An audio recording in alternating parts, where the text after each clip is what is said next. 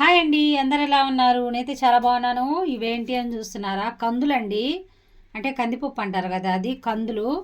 ఈ కందులతో నేను ఇప్పుడు ఈ కందుల్ని ఉడకబెట్టి వాటర్ తీసి కంది చారు చేస్తానండి. కంది గుగ్గుళ్ళ చారు టేస్ట్ అయితే చాలా బాగుంటుంది. ఆరోగ్యానికి కూడా చాలా చలువ చేస్తుంది. వీటిని నేను రాత్రంతా నానపెట్టుకున్నానండి. అనేసాను. ఇప్పుడు వాటర్ ఎక్కువ వేసుకుందాం మనము.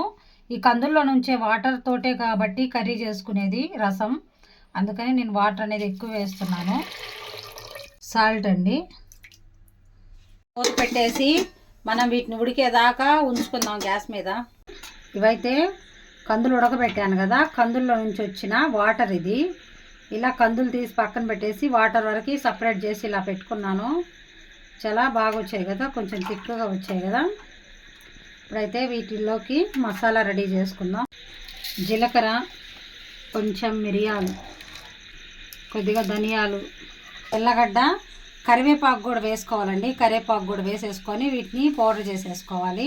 ఇలా కచ్చాపచ్చాగా దంచేసుకున్నాను. కరివేపాకు వేసేసుకొని ఒక టమోటా అండి, బాగా మెత్తగా పండిన టమోటా ఒకటి తీసుకున్నాను. ఇప్పుడు టమోటాని పిసికి వేసేసేద్దాం ఈ రసంలో. చూసారా, బాగా కలిపేసుకున్నాను. ఇప్పుడు మనం ముందుగా దంచి పెట్టుకున్న పొడిని కూడా వేసేసుకుందాం. జీలకర్ర, కరివేపాకు పొడి, చింతపండు వాటర్ అండి. నేను చింతపండు కలిపి పిసికి పెట్టుకున్నాను పక్కన. ఇప్పుడు చింతపండు వాటర్ కూడా వేసేసుకుందాం. మన టేస్ట్ సరిపోయినంత సాల్ట్ వేస్తున్నాను. కొంచెం పసుపు వేస్తున్నాను. బాగా కలిపేసుకొని కొంచెం చిక్కగా ఉన్నాయి కదా, కొద్దిగా వాటర్ వేసుకుందాం. కొంచెం వాటర్ వేస్తున్నాను. ఇప్పుడైతే దీన్ని పక్కన పెట్టేసుకొని వీటిలో పోపు వేసుకుందాం. ఆయిల్ వేస్తున్నాను. పోపు వేస్తున్నాను. ఎండుమిరపకాయలండి, మనం కారం వేయలేదు కదా, అందుకోసం ఎండుమిర్చి వీటిలో వేసేస్తున్నాను.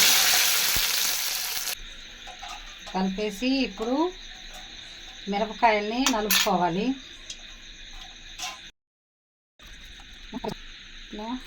కలిపేసుకోవాలి.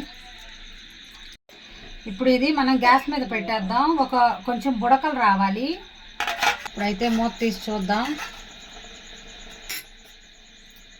బుడకలు వస్తున్నాయి కదా, ఇప్పుడైతే ఆపేసుకోవాలి మనం రసం. చూడండి, మనం ఇలా చేయడం వల్ల మనకి టేస్ట్ అనేది మారదు. రసం అయితే తెరిలిందంటే, అంటే తిరగబడిందంటే మాత్రం టేస్ట్ అదొక వేరే టేస్ట్ వస్తుంది. మేమైతే ఇలానే చేస్తాము.